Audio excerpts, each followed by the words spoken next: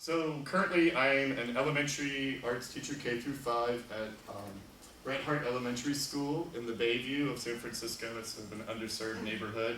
I'm also currently an art teacher at the International High School in San Francisco. And it's a K through 5, 400 students. And demographics, cultural backgrounds of the students? Underserved, so free and reduced lunches, public housing, as well as a lot of renters. Mostly African American, Somali. Philippines, and Latino. Okay, and special challenges with your students that you're working with? Just a lot of high energy that you got to tap into.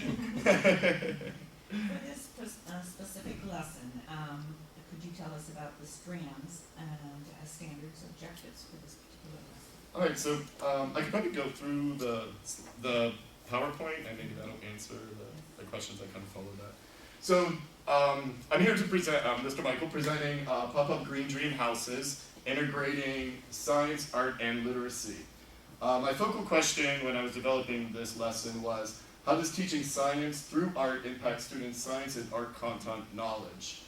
So I'm going to give you a little bit more background. Well, I guess we kind of just did that. But the next part would be, I've been participating with the Academy of Science in a program called TIS, Teachers Institute on Science and Sustainability. It was a 2-year PD, bringing science into the classroom. And of course, through that, I was able to establish a green team on campus. So we were able to hire students to monitor our lunches and separate recycling, compost, and landfill. And then, of course, this program that I'm involved with, Marine, called SLANT. Which stands for Science, Literacy, and Art Integration in the 21st century. So when I began the lesson, I wanted to activate my students' prior knowledge. I've been working with them for 2 years, integrating science in the art room. Also, 2 of my colleagues in the building have been participating with the Academy of Science. And one of the projects we worked on was to revamp our school as a green school. So we had an opportunity to build our school with solar panels, water collection, adding greenery, large windows to let in a lot of light. So the students were very familiar with this model. It's been in the classroom for the past 2 years. We talked about the green team again, the importance of composting and recycling, and what it really means when we put things in a landfill. The strategy that I used for this was projection, getting students to look ahead, thinking about the future, speculating about outcomes, fantasies based on reality, and maybe creating a reality that one day might happen.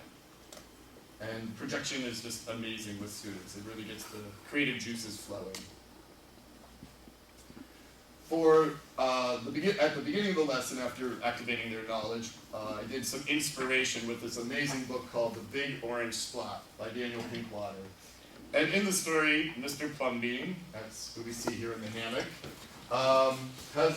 is in his house, and a seagull drops orange paint on his roof.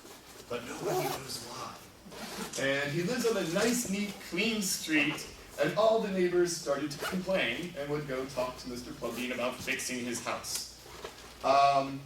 And from there, Mr. Plumbean would explain, my house is me, and I am it, and my house is where I'd like to be, so it looks like all my dreams. And hence, all the neighbors would go about changing their houses to look like their dreams. So we have the hot air balloon, the Taj Mahal, medieval castles, a Greek temple. So it really got the kids thinking about projecting their own ideas into their dream houses. The next step was to work in sketchbooks. Each of my students keeps a personal sketchbook. We have students recording information in their table of contents and then generating ideas for the work. So I just wanted to touch upon some of the standards. This did integrate science and literacy, but since I'm an art teacher, I'm going to point out some of the 3rd grade art standards that I addressed. So students need to be able to identify and describe how foreground, middle ground, and background create the illusion of space and depth. Students are, of course, keeping their personal sketchbooks, as well as having an opportunity to create a landscape, cityscape, giving the illusion of space. And you'll see in the student work that creating a pop-up really creates a concrete example of foreground, middle ground, and background. So let's look at some of the results. So here we have Daryl's ice house. In the foreground we have his garden beds. I've been dying to talk to him about the composition of his house. I mean, it's this very unique structure that he has pipes and elevators and tubes. Large trees we've talked about with the students, blocking the wind, providing shade. And a lot of kids did this, and it wasn't really part of my lesson, but they would invent these really creative and innovative ideas for sustainability. So his idea was to have a pipe that ran all the way up to the North Pole that would pump cold air down to his house to air condition it in the summertime. The treehouse by Isabella is going to be explained a little bit further in my presentation.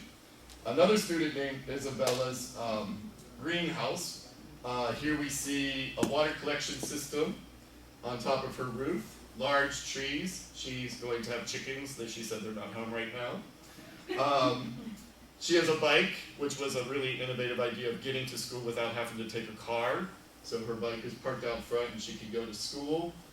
Another innovative idea she had was when you arrived at the house, instead of ringing the electric doorbell, that you would pick up this fan and wave it at the chimes, and that would announce your arrival.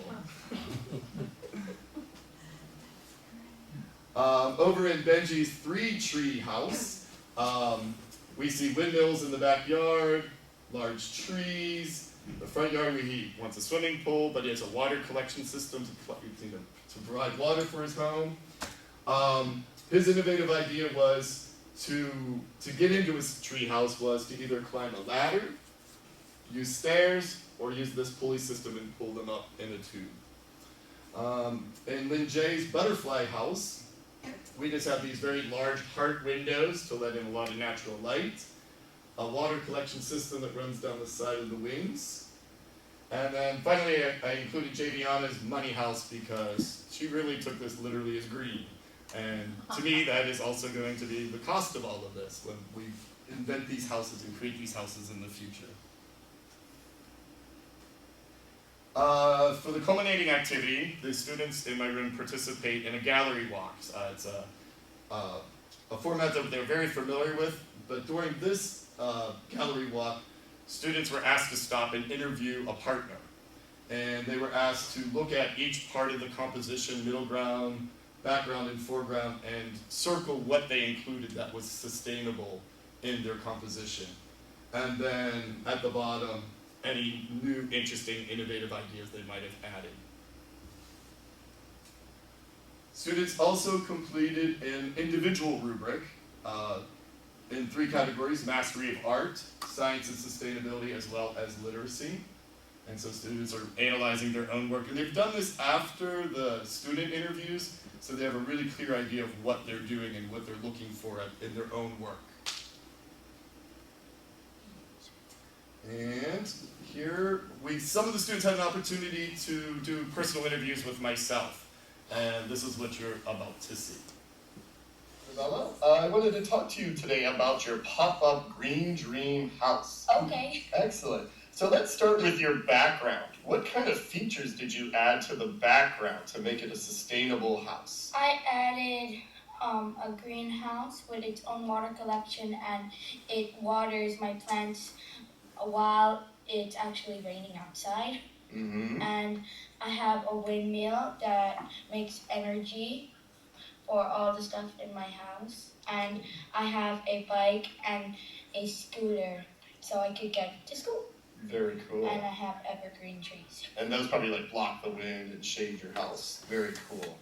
Now, your foreground is very, very busy. Can you point out some of the features you added to the foreground? I added a recycle bin, a compost bin, and a landfill bin, so if anybody is littering around my house, I could just put it in these bins. And I have my garden over here that's labeled carrots, potatoes, eggplants, and tomatoes.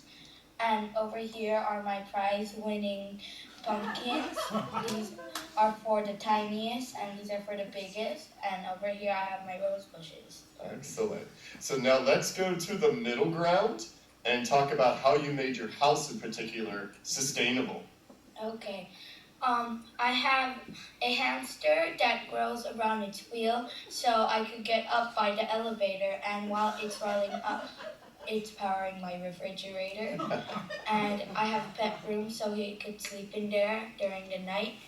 And I have my water collection here that I could drink fresh water in the morning. And I have solar panels, and when the sun comes up, I have a contraption that has a magnifying glass next to the stove, and it heats up my food.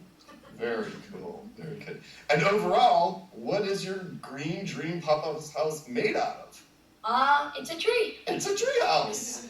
Yay! Thanks, Isabella. This is awesome. You want to watch it? Yeah, I want to watch it. So through projection, I just want to point out that the students were able to realize that there are endless possibilities about the future. There's no wrong answers, and every idea is important. The students were very eager to express themselves and come up with their own unique solutions, which was a surprise to me, because it was something really I didn't talk about with the students.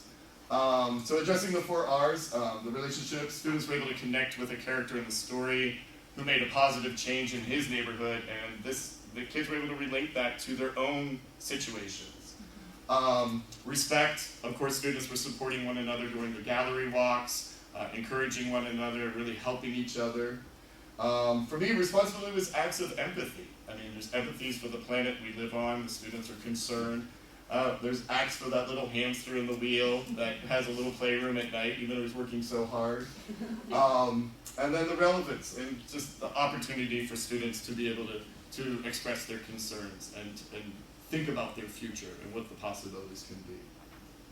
The kids want to do their part. So hopefully they get a chance to make a pop-up green junior house with your kids.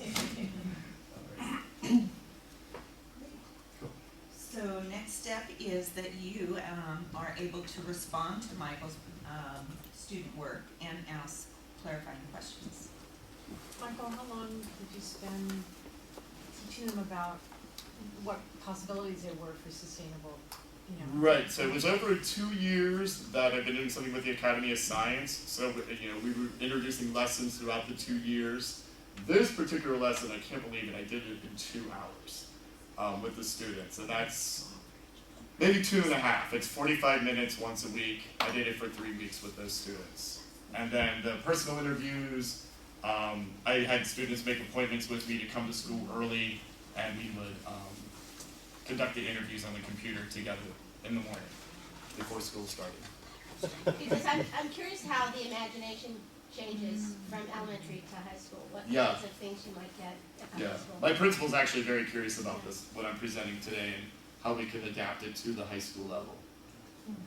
Because it's still a great project for high school kids. Right, and it's just amazing. It's like that little world that you go into. I mean, I see people doing it now. It's when the kids start constructing these houses, it's that illusion of space, which is addressing the standard. Any final words, Michael? I just want to thank everybody for, I worked very hard on this, so thank you for sharing, and please spread the project around. Institute on Science And and I believe Sustainability. this lesson will be up on the CSESA compendium website. So you will have all the components there. Thank you so much. Thank you.